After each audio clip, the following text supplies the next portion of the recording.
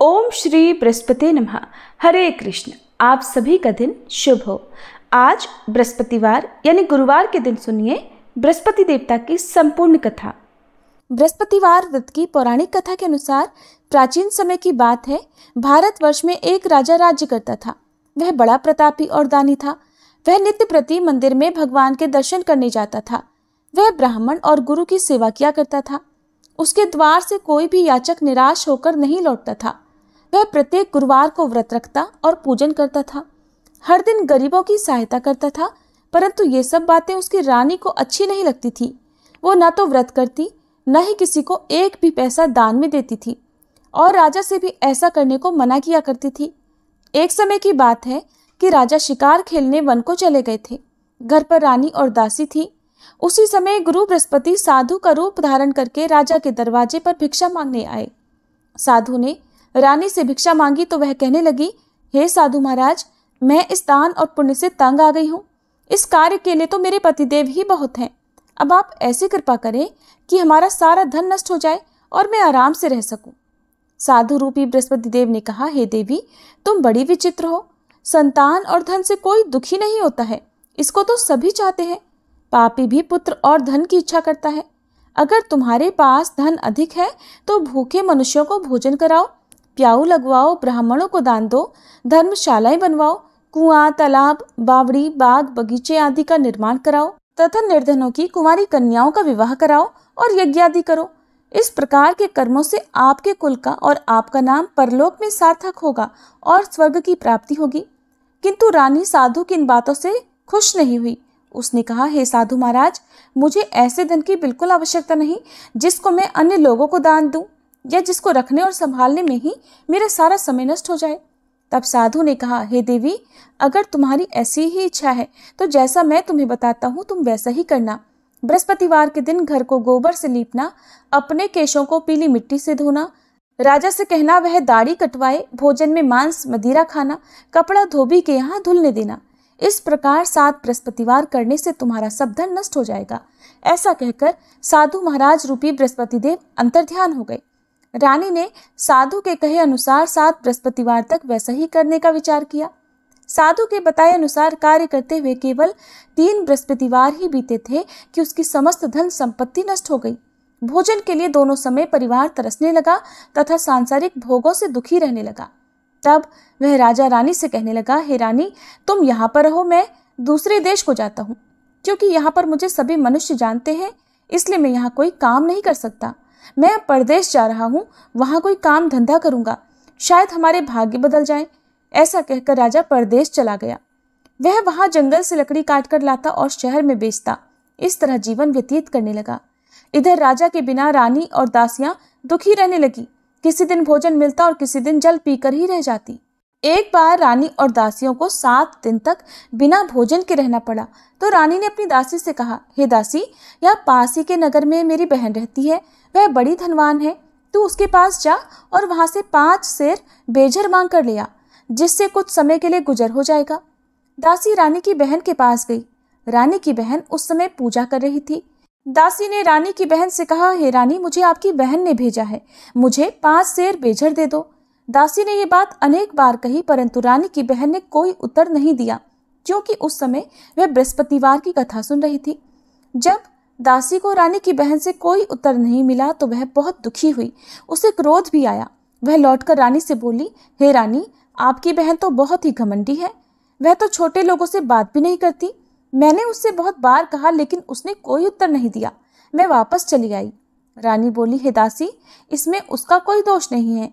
जब बुरे दिन आते हैं तब कोई सहारा नहीं देता। अच्छे बुरे का पता विपत्ति में ही लगता है। अब तो जो ईश्वर की इच्छा होगी वही होगा। ये सब हमारे भाग्य का दोष है। उधर रानी की बहन ने सोचा कि मेरी बहन की दासी आई थी, परंतु मैं उससे नहीं बोली, इससे वह बहुत दुखी हुई होगी। अतः कथा सुनकर और विष्णु भगवान का पूजन समाप्त कर वह अपनी बहन के घर आई और कहने लगी, हे बहन, मैं बृहस्पतिवार का व्रत कर रही थी। तुम्हारी दासी हमारे घर गई थी, परंतु जब तक कथा होती है तब तक हम लोग न उठते हैं और न बोलते हैं, इसलिए मैं नहीं बोली। कहो दासी क्यों गई थी? रानी बोली, बहन, हमारे घर अनाज नहीं था। वैसे तुमसे कोई बात छिपी नहीं है, इस कारण मैंने दासी को तुम्हारे पास 5 सेर बेजर लेने के लिए भेजा था। रानी की बहन बोली, बहन देखो, बृहस्पति भगवान सबकी मनोकामनाएं पूर्ण करते हैं। देखो, शायद तुम्हारे घर में अनाज रखा हो। ये सुनकर दासी घर के अंदर गई तो वहां उसे एक घड़ा बेजर का मिल गया। उसे बड़ी हैरानी हुई क्योंकि उसने एक एक बर्तन देख लिया था। उसने बाहर आकर रानी को बताया। दासी अपनी रानी से कहने लगी, हे रानी देखो, वैसे हमको जब अन्न नहीं मिलता तब हम रोज व्रत ही तो करते हैं। अगर इनसे व्रत की विधि और कथा पूछ ली जाए तो उसे हम भी किया करेंगे। दासी के कहने पर रानी ने अपनी बहन से बृहस्पतिवार व्रत के बारे में पूछा। उसकी बहन ने बताया, हे रानी बहन, बृहस्पतिवार को सूर्योदय से पहले उठकर स्नान करके बृहस्पतिवार का व्रत करना चाहिए, लेकिन उस दिन सिर नहीं धोना चाहिए। बृहस्पतिवार के व्रत में चने की दाल और मुनक्का से विष्णु भगवान का केले के वृक्ष की जड़ में पूजन करें तथा दीपक जलावे। उस दिन एक ही समय भोजन करें। भोजन पीले खाद्य पदार्थ का करें और कथा सुने। इस प्रकार करने से गुरु भगवान प्रसन्न होते हैं, अन्न पुत्र धन देते हैं, मनोकामना पूर्ण करते हैं। व्रत और पूजन की विधि बताकर रानी की बहन अपने घर लौट गई। रानी और दासी दोनों ने निश्चय किया कि बृहस्पति देव भगवान का पूजन जरूर करेंगे। 7 दिन बाद जब बृहस्पतिवार आया तो उन्होंने व्रत रखा। घुड़साल में जाकर चना और गुड़ बीन लाई तथा उसकी दाल से केले की जड़ तथा विष्णु भगवान का पूजन किया। अब पीला भोजन कहाँ से आए? दोनों बड़ी दुखी हुई, परंतु उन्होंने व्रत किया था, इस कारण बृहस्पति देव भगवान प्रसन्न थे। एक साधारण व्यक्ति के रूप में वे 2 थालों में सुंदर पीला भोजन लेकर आए और दासी को देकर बोले, हे दासी, ये भोजन तुम्हारे और रानी के लिए है, तुम दोनों कर लेना। दासी भोजन पाकर बहुत प्रसन्न हुई और रानी से बोली, रानी जी भोजन कर लो। रानी को भोजन आने के बारे में कुछ नहीं पता था, इसलिए वह दासी से बोली, जा तू ही भोजन कर, क्यों तू व्यर्थ में हमारी हंसी उड़ाती है। तब दासी बोली, रानी, एक व्यक्ति भोजन दे गया है। तब रानी कहने लगी, वो भोजन तेरे लिए ही देकर गया है, तू ही भोजन कर। दासी ने कहा, वह व्यक्ति हम दोनों के लिए 2 थालों में भोजन देकर गया है, इसलिए मैं और आप दोनों ही साथ साथ भोजन करेंगे। फिर दोनों ने गुरु भगवान को नमस्कार कर भोजन किया। उसके बाद से वे प्रत्येक बृहस्पतिवार को गुरु भगवान का व्रत और पूजन करने लगी। बृहस्पति भगवान की कृपा से उनके पास धन हो गया, परंतु रानी फिर पहले की तरह से आलस्य करने लगी। तब दासी बोली, देखो रानी, तुम पहले भी इसी प्रकार आलस्य करती थी। तुम्हें धन रखने में कष्ट होता था, इस कारण सभी धन नष्ट हो गया। अब गुरु भगवान की कृपा से धन मिला है तो तुम्हें फिर आलस्य होता है। बड़ी मुसीबतों के बाद हमने ये धन पाया है, इसलिए हमें दान पुण्य करना चाहिए। तुम भूखे मनुष्यों को भोजन कराओ, प्याऊ लगवाओ, ब्राह्मणों को दान दो, कुआं, तालाब, बावड़ी आदि का निर्माण करवाओ, मंदिर पाठशाला बनवाकर दान दो, कुंवारी कन्याओं का विवाह करवाओ, धन को शुभ कार्यों में खर्च करो, जिससे तुम्हारे कुल का यश बढ़े और स्वर्ग प्राप्त हो और पितर भी प्रसन्न हो। दासी की बात मानकर रानी ने इसी प्रकार के कर्म करने प्रारंभ कर दिए, जिससे उनका काफी यश फैलने लगा। एक दिन रानी और दासी आपस में विचार करने लगी कि न जाने राजा किस दशा में होंगे, उनकी कोई खोज खबर नहीं है। उन्होंने बृहस्पति देव से प्रार्थना की और तब भगवान ने रात्रि में राजा को स्वप्न में कहा, हे राजा उठ, तेरी रानी तुझको याद करती है, अब अपने देश को वापस लौट जा। राजा प्रातःकाल उठकर जंगल से लकड़ियां काट कर लाने के लिए जंगल की ओर चल पड़ा। जंगल से गुजरते हुए वह सोचने लगा, रानी की गलती से उसे कितने दुख भोगने पड़े। राजपाट छोड़कर उसे जंगल में आकर रहना पड़ा। जंगल से लकड़ियां काटकर उन्हें बेचकर गुजारा करना पड़ा। उसी समय उस जंगल में बृहस्पति देव एक साधु का रूप धारण करके आए और राजा के पास आकर बोले, हे लकड़हारे, तुम इस सुनसान जंगल में किस चिंता में बैठे हो, मुझे बतलाओ। यह सुनकर राजा की आंखों में आंसू भर आए और साधु की वंदना करके वह बोला, हे प्रभु, आप सब कुछ जानने वाले हैं। ऐसा कहकर राजा ने साधु को अपनी संपूर्ण कथा सुना दी। महात्मा दयालु होते हैं। वे राजा से बोले, हे राजा, तुम्हारी पत्नी ने बृहस्पति देव के प्रति अपराध किया था, जिसके कारण तुम्हारी ये दशा हुई। अब तुम किसी प्रकार की चिंता मत करो, भगवान तुम्हें पहले से अधिक धन देंगे। देखो, तुम्हारी पत्नी ने बृहस्पतिवार का व्रत करना प्रारंभ कर दिया है। अब तुम भी बृहस्पतिवार का व्रत करके चने की दाल और गुड़ जल के लोटे में डालकर केले का पूजन करो, फिर कथा कहो या सुनो, भगवान तुम्हारी सब मनोकामनाओं को पूर्ण करेंगे। साधु को प्रसन्न देखकर राजा बोला, हे प्रभु, मुझे लकड़ी बेचकर इतना पैसा नहीं मिलता जिससे भोजन करने के उपरांत कुछ बचा सकूं, और मैंने रात्रि में अपनी रानी को व्याकुल देखा है। मेरे पास कोई साधन नहीं जिससे समाचार जान सकूं। फिर मैं बृहस्पति देव की क्या कहानी कहूँ, मुझे तो कुछ भी नहीं मालूम है। साधु ने कहा, हे राजा, तुम किसी बात की चिंता मत करो। बृहस्पतिवार के दिन तुम रोजाना की तरह लकड़ियां लेकर शहर में जाओ। तुम्हें रोज से 2 गुना धन प्राप्त होगा, जिससे तुम भलीभांति भोजन कर लोगे और बृहस्पति देव की पूजा का सामान भी आ जाएगा। बृहस्पतिवार की कथा इस प्रकार है। प्राचीन काल में एक बहुत ही निर्धन ब्राह्मण था। उसकी कोई संतान नहीं थी। वह नित्य पूजा पाठ करता, परंतु उसकी पत्नी बहुत मलिनता के साथ रहती थी। वो न तो स्नान करती और न किसी देवता का पूजन करती थी। प्रातःकाल उठते ही सबसे पहले भोजन करती, बाद में कोई अन्य कार्य करती। ब्राह्मण देवता बहुत दुखी रहते थे। पत्नी को बहुत समझाते, किंतु कोई परिणाम नहीं निकलता। भगवान की कृपा से ब्राह्मण की पत्नी के कन्या उत्पन्न हुई। वह कन्या अपने पिता के घर में बड़ी होने लगी। वह बालिका प्रातः स्नान करके भगवान विष्णु का जप करती। वह बचपन से ही बृहस्पतिवार का व्रत भी करने लगी थी। पूजा पाठ समाप्त कर स्कूल जाती तो अपनी मुट्ठी में जौ भरकर ले जाती और पाठशाला जाने के मार्ग में डालती जाती। वही जौ सोने के हो जाते तो लौटते समय उनको बीनकर घर ले आती। एक दिन वह बालिका सूप में उन सोने के जौ को फटक कर साफ कर रही थी। तभी उसकी माँ ने देख लिया और कहने लगी, हे बेटी, सोने के जौ को फटकने के लिए सोने का सूप होना चाहिए। दूसरे दिन गुरुवार था। उस कन्या ने व्रत रखा और बृहस्पति देव से प्रार्थना करके कहा, हे प्रभु, यदि मैंने सच्चे मन से आपकी पूजा की हो तो मुझे सोने का सूप दे दो। बृहस्पति देव ने उसकी प्रार्थना स्वीकार कर ली। रोजाना की तरह वह कन्या जौ फैलाती हुई पाठशाला चली गई। पाठशाला से लौटकर जब वह जौ बीन रही थी तो बृहस्पति देव की कृपा से उसे सोने का सूप मिला। उसे वह घर ले आई और उससे जौ साफ करने लगी, परंतु उसकी माँ का वही ढंग रहा। एक दिन की बात है, वह कन्या सोने के सूप में जौ साफ कर रही थी। उस समय उस नगर का राजकुमार वहां से होकर निकला। इस कन्या के रूप और सोने के सूप में जौ को साफ करते देखकर वह उस कन्या पर मोहित हो गया। राजमहल आकर वह भोजन तथा जल त्याग कर उदास होकर लेट गया। राजा को जब राजकुमार द्वारा अन्न जल त्यागने का समाचार मिला तो अपने मंत्रियों के साथ वह अपने पुत्र के पास आया और बोले, हे बेटा, तुम्हें किस बात का कष्ट है? किसी ने अपमान किया है अथवा कोई और कारण है? मुझे बताओ, मैं वही करूंगा जिससे तुम्हें प्रसन्नता हो।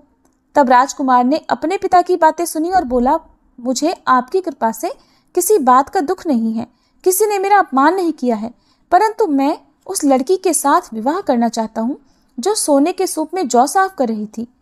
यह सुनकर राजा आश्चर्य में पड़ गया और बोला, हे बेटा, इस तरह की कन्या का पता तुम ही लगाओ। मैं उसके साथ तुम्हारा विवाह अवश्य ही करवा दूंगा। राजकुमार ने राजा को उस लड़की के घर का पता बतलाया। मंत्री उस लड़की के घर गया और राजा का आदेश ब्राह्मण को सुनाया। कुछ ही दिन बाद ब्राह्मण की कन्या का विवाह राजकुमार के साथ संपन्न हो गया। कन्या के घर से जाते ही उस ब्राह्मण देवता के घर में पहले की तरह गरीबी का वास हो गया। अब भोजन के लिए भी अन्न बड़ी मुश्किल से मिलता था। एक दिन दुखी होकर ब्राह्मण अपनी पुत्री से मिलने गया। बेटी ने पिता की दुखी अवस्था को देखा और अपनी माँ का समाचार पूछा। ब्राह्मण देवता ने सभी हाल कह सुनाया। तब कन्या ने बहुत सारा धन देकर अपने पिता को विदा कर दिया। इस तरह ब्राह्मण का कुछ समय सुखपूर्वक बीता, लेकिन कुछ दिन बाद फिर वही हाल हो गया। ब्राह्मण फिर अपनी कन्या के यहाँ गया और सभी हाल कहा तो पुत्री कहने लगी, हे पिताजी, आप माताजी को यहाँ लिवा लाओ, मैं उन्हें वह विधि बता दूंगी जिससे गरीबी दूर हो जाए। अब ब्राह्मण देवता अपनी पत्नी को साथ लेकर अपनी पुत्री के पास राजमहल में पहुंचे तो पुत्री अपनी माँ को समझाने लगी, हे माँ, तुम प्रातःकाल उठकर प्रथम स्नान आदि करके विष्णु भगवान का पूजन करो तो सब दरिद्रता दूर हो जाएगी। परंतु उसकी माँ ने उसकी एक बात नहीं मानी। वह प्रातःकाल उठकर अपनी पुत्री का बचा जूठन खा लेती थी। एक दिन उसकी पुत्री को बहुत गुस्सा आया। उसने एक रात कोठरी से सारा सामान निकाल दिया और उसमें अपनी माँ को बंद कर दिया। प्रातः उसमें से निकाला और स्नान आदि करा के पूजा पाठ करवाया तो उसकी माँ की बुद्धि ठीक हो गई। इसके बाद वह नियम से पूजा पाठ करती और प्रत्येक बृहस्पतिवार को व्रत करने लगी। इस व्रत के पुण्य प्रभाव से उसकी माँ भी बहुत धनवान हो गई और बृहस्पति देवता के प्रभाव से स्वर्ग को गई। वह ब्राह्मण भी सुखपूर्वक इस लोक का सुख भोग कर स्वर्ग को प्राप्त हुए। इस तरह कहानी कहकर साधु महाराज वहां से लोप हो गए।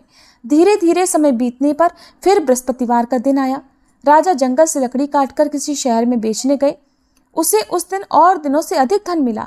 राजा ने चना, गुड़ आदि लाकर बृहस्पतिवार का व्रत किया। उस दिन से उसके सभी क्लेश दूर हुए। परंतु जब अगला गुरुवार का दिन आया तो वह बृहस्पतिवार का व्रत करना भूल गया। इस कारण बृहस्पति भगवान नाराज हो गए।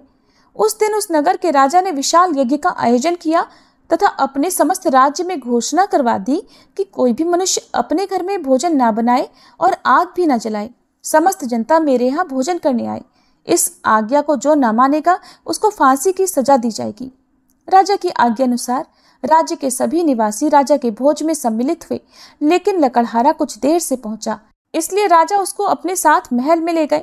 जब राजा लकड़हारे को भोजन करा रहे थे तो रानी की दृष्टि उस खूंटी पर पड़ी जिस पर उसका हार लटका हुआ था। उसे हार खूंटी पर लटका दिखाई नहीं दिया। रानी को निश्चय हो गया कि मेरा हार उस लकड़हारे ने चुरा लिया है। उसी समय सैनिक बुलवाकर उसको कैद खाने में डलवा दिया।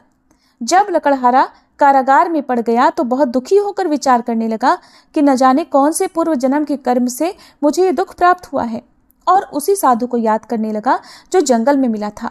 तत्काल बृहस्पति देव साधु के रूप में प्रकट हो गए और उसकी दशा को देखकर कहने लगे, अरे मूर्ख, तूने बृहस्पति देवता की कथा नहीं की, इस कारण तुझे दुख प्राप्त हुआ है। अब चिंता मत कर, बृहस्पतिवार के दिन कारागार के दरवाजे पर 4 पैसे पड़े मिलेंगे। उनसे तू बृहस्पति देव की पूजा करना तो तेरे सभी कष्ट दूर हो जाएंगे। अगले बृहस्पतिवार उसे कारागार के द्वार पर 4 पैसे पड़े मिले। राजा ने पूजा का सामान मंगवाकर कथा कही और प्रसाद बांटा। उसी रात्रि को बृहस्पति देव ने उस नगर के राजा को स्वप्न में कहा, हे राजा, तूने जिस आदमी को कारागार में बंद करा दिया है वह निर्दोष है, वह राजा है, उसे छोड़ देना। रानी का हार उसी खूंटी पर लटका हुआ है। अगर तू ऐसा नहीं करेगा तो मैं तेरे राज्य को नष्ट कर दूंगा।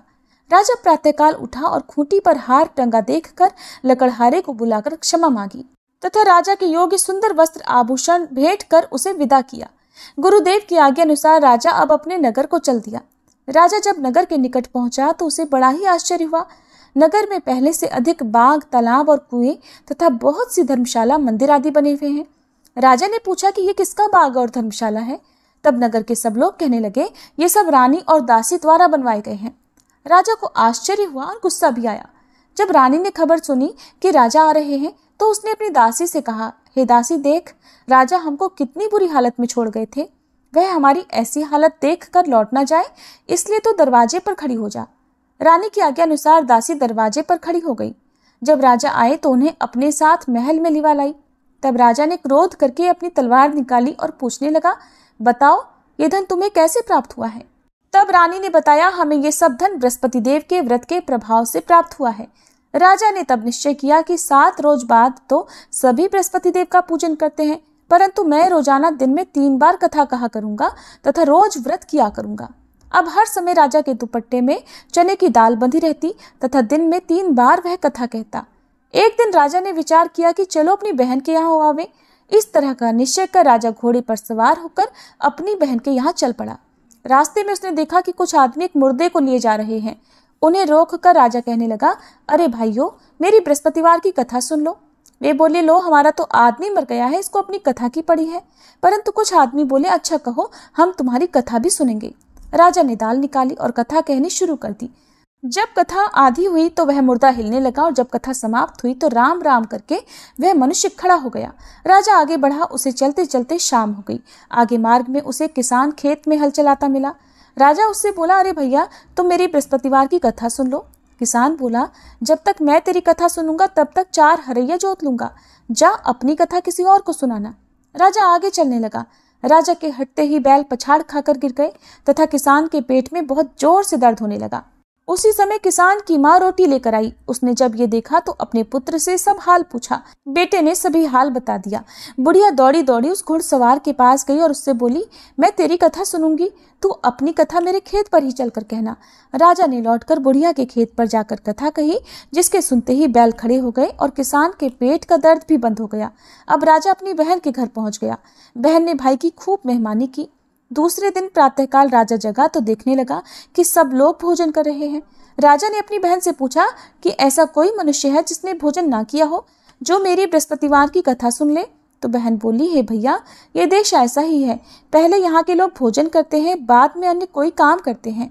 अगर पड़ोस में कोई हो तो देख कर आती हूँ। ऐसा कहकर बहन देखने चली, परंतु उसे कोई भी ऐसा व्यक्ति नहीं मिला जिसने भोजन नहीं किया हो। फिर वह एक कुम्हार के घर गई जिसका लड़का बीमार था। उसे पता चला कि उसके यहाँ 3 दिन से किसी ने भोजन नहीं किया है। रानी ने अपने भाई की कथा सुनने के लिए कुम्हार से कहा तो वह तैयार हो गया। तब राजा ने जाकर बृहस्पतिवार की कथा कही, जिसको सुनकर उसका लड़का ठीक हो गया। अब तो राजा की प्रशंसा होने लगी। एक दिन राजा ने अपनी बहन से कहा, हे बहन, अब मैं अपने घर जाऊंगा, तुम भी तैयार हो जाओ। राजा की बहन ने अपनी सास से अपने भाई के साथ जाने की आज्ञा मांगी तो सास बोली, चली जा, परंतु अपने लड़कों को मत ले जाना, क्योंकि तेरे भाई की कोई संतान नहीं होती है। बहन ने अपने भाई से कहा, हे भैया, मैं तो चलूंगी, परंतु कोई बालक नहीं जाएगा। राजा ने कहा, जब कोई बालक नहीं चलेगा तब तुम भी जाकर क्या करोगी? फिर दुखी मन से राजा अपने नगर को लौट आया। राजा ने अपनी रानी से कहा, हम निसंतान हैं, इसलिए हमारे घर आना कोई पसंद नहीं करता, हम निर्वंशी राजा हैं। ऐसा कहकर वह बिना भोजन आदि किए शैया पर लेट गया। रानी बोली, हे प्रभु, बृहस्पति देव ने हमें सब कुछ दिया है, वे हमें संतान भी अवश्य देंगे। उसी रात बृहस्पति देव ने राजा को स्वप्न में कहा, हे राजा, उठ, सभी सोच त्याग दे, तेरी रानी गर्भ से है। राजा को यह जानकर बड़ी प्रसन्नता हुई। 9वें महीने रानी के गर्भ से एक सुंदर पुत्र पैदा हुआ। जब राजा की बहन ने यह शुभ समाचार सुना तो वह बहुत खुश हुई तथा बधाई लेकर अपने भाई के यहाँ आई। तभी रानी ने कहा, घोड़ा चढ़कर तो नहीं आई, गधा चढ़ी आई। राजा की बहन बोली, भाई, मैं इस प्रकार न कहती तो तुम्हें संतान कैसे मिलती? बृहस्पति देव ऐसे ही हैं, जिसके मन में जो कामनाएं रहती है सभी को पूर्ण करते हैं। जो सद्भावना पूर्वक बृहस्पतिवार का व्रत करता है और कथा पढ़ता है अथवा सुनता है, दूसरों को सुनाता है, बृहस्पति देव उसकी सभी मनोकामनाएं पूर्ण करते हैं। बृहस्पति देव उनकी सदैव रक्षा करते हैं। जो संसार में सद्भावना और सच्चे मन से बृहस्पति देव का पूजन करते हैं, उनकी सभी मनोकामनाएं उसी प्रकार पूर्ण होती हैं जैसे रानी और राजा ने बृहस्पति देव की कथा का गुणगान किया, उनकी सभी इच्छाएं बृहस्पति देव ने पूर्ण की। मनुष्य को हृदय से उनका मनन करते हुए जयकार करनी चाहिए। प्रेम से बोलिए, बृहस्पति देवता की जय। ये थी बृहस्पतिवार व्रत कथा। अब सुनिए आरती। ओम जय बृहस्पति देवा, स्वामी जय बृहस्पति देवा, छिन छिन भोग लगाऊं, कदली फल मेवा। ओम जय बृहस्पति देवा, तुम पूर्ण परमात्मा, तुम अंतर्यामी, स्वामी तुम अंतर्यामी। जगत पिता जगदीश्वर, जगत पिता जगदीश्वर, तुम सबके स्वामी। ओम जय बृहस्पति देवा। चरणामृत निज निर्मल, सब पातक हरता, स्वामी सब पातक हरता। सकल मनोरथ दायक, सकल मनोरथ दायक, कृपा करो भरता। ओम जय बृहस्पति देवा। तन मन धन अर्पण कर, जो जन शरण पड़े, स्वामी जो जन शरण पड़े। प्रभु प्रकट तब होकर, प्रभु प्रकट तब होकर, आकर द्वार खड़े। ओम जय बृहस्पति देवा। दीन दयाल दयानिधि, भक्तन हितकारी, स्वामी भक्तन हितकारी। पाप दोष सब हरता, पाप दोष सब हरता, भव बंधन हारी। ओम जय बृहस्पति देवा। सकल मनोरथ दायक, सब संशय तारो, स्वामी सब संशय तारो। विषय विकार मिटाओ, विषय विकार मिटाओ, संतन सुखकारी। ओम जय बृहस्पति देवा। जो कोई आरती तेरी प्रेम सहित गावे, स्वामी प्रेम सहित गावे। ज्येष्ठानंद बंद सो सो निश्चय पावे। ओम जय बृहस्पति देवा। ओम जय बृहस्पति देवा, स्वामी जय बृहस्पति देवा। छिन छिन भोग लगाऊं, कदली फल मेवा। ओम जय बृहस्पति देवा।